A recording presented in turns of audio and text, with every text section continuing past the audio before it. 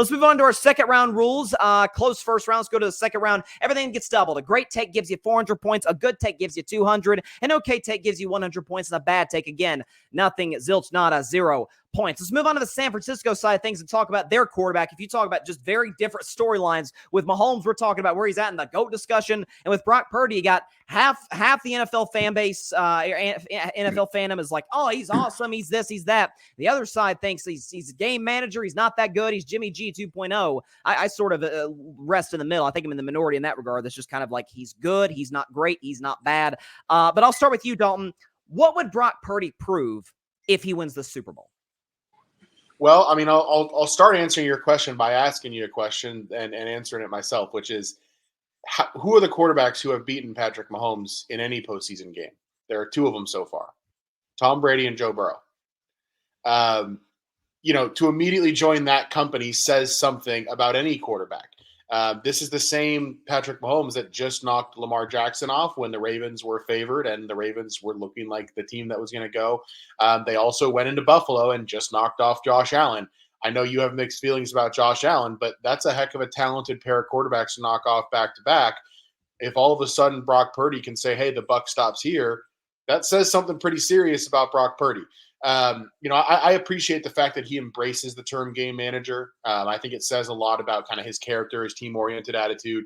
I don't think he's like a top 5 quarterback in the league by any means, but I think he's exactly what the Shanahan offense needs him to be, which is a game manager. But I think he's pretty darn talented too. He's mobile enough when he needs to be. He's accurate enough, and he has games where he looks awesome. Now, I think there's another side of the coin here where he could turn the ball over 3 times in this game, and all of a sudden it becomes fair to ask the question of, does San Francisco need to look for a more serious answer at quarterback? So it's a huge game for him. I think he stands to gain a lot by at least just playing well. But if he wins it, it's kind of hard to argue that he's not at least top half of the league, maybe borderline top 10. Yeah, and you mentioned his mobility, though, when you're talking about, how the game manager aspect, but that Detroit game, that his scrambles, especially the second half of that game, is really what propelled the Niners to that comeback, especially to kind of ice the game away. And when they put that last drive to put them up 10 in the fourth quarter. And that's kind of been the thing for me that has really been the big differentiating factor between him and Garoppolo. Garoppolo could not move. Garoppolo's a statue in the pocket. This Purdy guy can move. He's got a not a great arm, but a good enough arm to get the ball where he needs to, on time and on target. And so I think there's a lot of good components about him. Dalton, I'm going to give you a good take here. I think when you mentioned about, where Brock Purdy's at in terms of how we view him, how he views himself, how he doesn't get caught up in the narratives, at least from what he shows us, and he plays well within that Shanahan offense. And by the way, the Shanahan West Coast offense has always been one that plays well into the hands of mobile quarterbacks, as you mentioned, and Purdy would be in that category. He's no Lamar Jackson or something, but he's certainly good enough to get the job done. To Alfred Parsard Jr., what would Brock Purdy prove if he wins this year's Super Bowl? Well, I think that it's a multifaceted argument, because if the 49ers are able to defeat the Chiefs this Sunday, to me, it doesn't prove anything, and I'll tell you why. Number one, it's just one Super Bowl. It's not like, he's going for his second ring, third ring, fourth ring, or whatever. Number two, going back to the point I made in the previous round, he has much more weapons on his offense than Mahomes has on his offense. Also, his team has a much better defense than the Chiefs have. So it's like he has more to work with. Yes, he's slaying. If he manages to slay the Houdini of postseason football, Patrick Mahomes, I mean, yeah, it's a notch on his belt. He beat one of the all-time great quarterbacks, future Hall of Famer. But at the same time, the only weapon Mahomes has is Travis Kelce, and he has a low-ranked wide receiver core. We're talking about a guy who has Christian McCaffrey, who arguably had the best season of any running back in the NFL this year, if not in the last 10 years. He has Deebo Samuel, who can rush the ball himself, if not catch the ball. He has George Kittle, top 5 tight end in the last couple of years. And again, his defense is much more dangerous. If I'm an opposing quarterback, I'd rather play the Chiefs defense than play the Niners defense. So if he wins this Sunday, to me, it'll just be like, okay, he won. But now it's not like he's going against a top-rated defense or it's not like he has a handicapped offense. So that's just the way I see it. And again, it'll be his first ring. Legacies get solidified with championships, but legacies mean more when there's more than one. Now we're having this same conversation next year if he wins this Sunday, then it'll mean more importance to get more than one ring. But that's just the way I see it. I don't know. That Kansas City defense is pretty good, man. It's as a matter of fact, I would argue it's one of the top 3 in the league. I think I saw a stat. Kansas City has not given up 28 points all season long. You see what they've done to offenses like Baltimore. I get Miami. Miami can't function when it's under 70 degrees, but at the same time, what they did to Miami, only giving up one big play to Buffalo, they were able to close the game out when they needed to. Yeah, so I don't know. But to play devil's advocate, Bryson, the Niners defense is when fully healthy is better than the Chiefs defense. It's at least as good. I don't know if I'll give you better, but I hear your points. And listen, you talk about Brock Purdy, it's that does factor in as well. And that's the weapons that he has: McCaffrey, Kittle, Ayuk, Debo, etc. That's what gives a lot of people cause for pause, is the fact that, well, how can you screw up when you've got these guys around you? But yeah, it's. I don't know if I would agree that he would prove nothing, but nonetheless, I will give you if I could pull this up here, I would give you a good take to tie you up there with Dalton, because listen, there's, I think, even regardless, there will still be some Brock Purdy skeptics, justified or not, there'll be Brock Purdy skeptics, even though we'll get into this topic later with the whole championship drought San Francisco has been going through. But there's no question that there will still be skeptics. There's no question about it. Moving on to AJ, what would Brock Purdy prove in your mind from a Cowboys fan if he wins the Super Bowl? Yeah, I looked at this 2 ways. In the first way, I was like, for himself, which is the more important way to look at this, by the way, than what media would think. But, that's going to be a nice gratification for everyone who supported him, and him actually being able to check off a life goal. I'm sure he's had a goal to be a Super Bowl winner if he's a quarterback. But I think the question really was about, well, what's the media or the public going to think about him after this? And I mean, most overachieving professional athlete comes to mind. I'm saying this is what I think is going to be some sort of like clickbaitish type of headline. Well, this is where my mind would go. Or comparing him to Tom Brady. Is he the next Tom Brady? To Mr. Irrelevant, showing up and winning Super Bowls when they're younger. I'm not saying I agree with that, but these are like, I'd put some money on seeing these headlines or similar ones to that. But I think if he wins the MVP, again, it comes back to that. He could be put into an elite quarterback category. And again, not necessarily my perspective, but I'm just looking at it from like how I think people will look at him, right? And I just think like if he goes out there and wins, it could be a persuasion for more teams to start looking at how they draft NFL quarterbacks.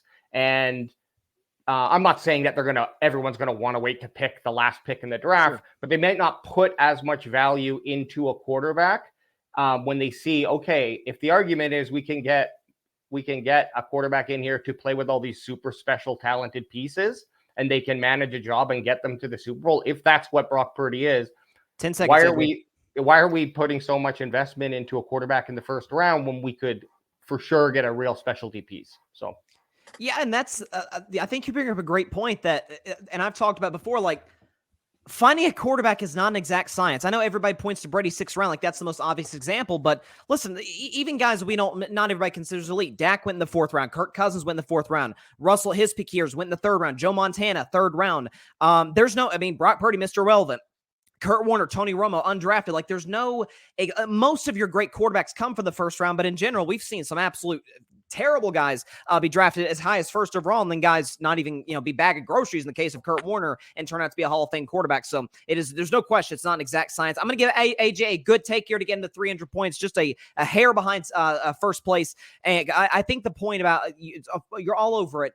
regarding how difficult it is to find a franchise quarterback. Like San Francisco was thinking they give up all this draft capital for Trey Lance. He's the guy. And it turns out I heard Jed York, the general manager Jed York, the general manager, owner of the 49ers, general manager. I'm blanking right now. But I know he referred to he's the owner, that's who it was. How he referred to Kyle Shanahan saying at training camp last year that I think our third string quarterback's our best guy. And it turns out he was right. Jimmy G's the backup in Vegas, and Trey Lance is the third string guy in Dallas. So Brock Purdy has certainly more than lived up to what San Francisco drafted him as. Finally, with you, Dylan, what would Brock Purdy prove with the win on Sunday against the Chiefs? I mean, honestly, it would say a lot about him. I mean, not every day you see a Mr. Irrelevant make it to the Super Bowl. We talk about talented teams, and yeah, sure, the Chiefs don't have the same high-powered offense they've had in the past. Mahomes, I mean, at the end of the day, the most important position is a quarterback. And Mahomes has shown time and time again that he is the best quarterback in the league. And that defense is nothing to sneeze at, man. The fact they're able to shut down Lamar Jackson in the championship round, they shut down the Bills, they shut down the Dolphins. These are all, we tout these as high-powered offenses going into the playoffs. And time again, the Chiefs defense shut them all down. So if Brock Purdy is able to turn that around and say, even with having the team that he has around him, we've seen plenty of great teams just this playoffs alone that, like the Cowboys, for example, is one of those teams we looked at as like, man, they got such a good team all around. I think they can make a good run, and they couldn't even make it out of the first round. Even with Dak Prescott, who is strongly considered a top quarterback in the league, especially this year, and they just turned around and laid an egg. Let's not forget, Brock Purdy came back from 27-0 against the Lions last round. And, we could always, talk about the same old lines and, whatever. But the fact that you could come back from 27-0 and win the game, and now you're going to be in the Super Bowl and go against the best quarterback to play in the league right now, it will definitely say a lot for Brock Purdy, because we've seen Niners teams, like the Garoppolo team, just have a lead and just shut down at the end of the game, couldn't do anything. And that's how Mahomes won his first ring. So, yeah, so I think, going from where he started to where he is now is amazing. And he put up pretty good stats during the year. And it's not, we always put high stock into top quarterbacks, and we always think that they're like the franchise quarterbacks are always going to be at top picks, but that may not be entirely the case. It's more about, the team around you. It's the team around you. So you can always just take you can take a decent quarterback and turn him great if you have the right team. And I think Brock Purdy can show that.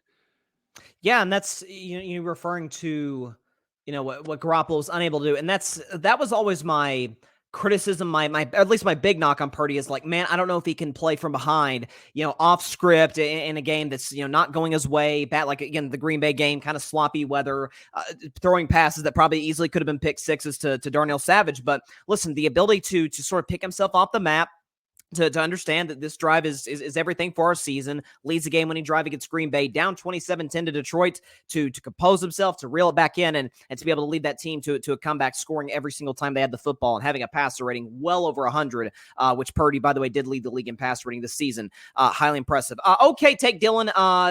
Okay take regarding where you're at in Brock Purdy. I think the thing with him in terms of the overall viewpoint of him is that, again, I still think, sadly, Alfred sort of referred to it, and so did AJ. Like, I still think there will be some skepticism about him, regardless of what happens, because of the factors about being Mr. Relevant, and some of those things, unfortunately, do come into the picture. We got, again, a lot more comments. Can't get to all of them, but let's see what we got up in here. We already got Dak shots going on right now. Barry can't help himself. It's rent free at this point. Get me Purdy over pick Scott. That's unnecessary. Dak ain't do nothing to you, Barry. Let's see. King Prell, Purdy will be where Russell Wilson is, but what the real question is, what will it do for Christian McCaffrey? That's a fair question. I mean, these conversations tend to be around quarterbacks. But like, yeah, the Christian McCaffrey, what he's been doing is fantastic. Yeah, I see there's some pushback. Dalton, is that you, Dalton, in the comments right there? It might be. It might be. Okay. Just won Super Bowl. We really disrespecting Lombardi like that.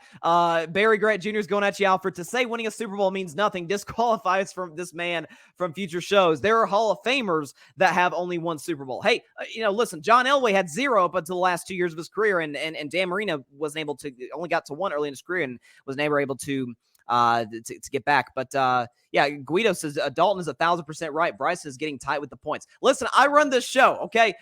Mike, take that up with Mike and with Barry. They put me in the spot. But listen, I'm very excited to be here with these guys. Let's see, what do we got? Oh, okay. I appreciate it, Javier. I'm going to give some love in the comments. Nobody gives us host credit. Give him his flowers. Red looks good on you, King. Well, appreciate that, Javier. Thank you very much. And Clint Alexander says Chiefs taking it, man. No question. We'll get to that. By the way, a special quick little announcement for the 8 o'clock spot is that everybody moves on to the final round. Usually what we do is we have the top 2 point getters get to the final round. You kind of got to earn your spot there, but it's a Super Bowl episode. I want to know what everybody thinks, who they got winning the game and why. So for that reason, all 4 are going to make the final round. But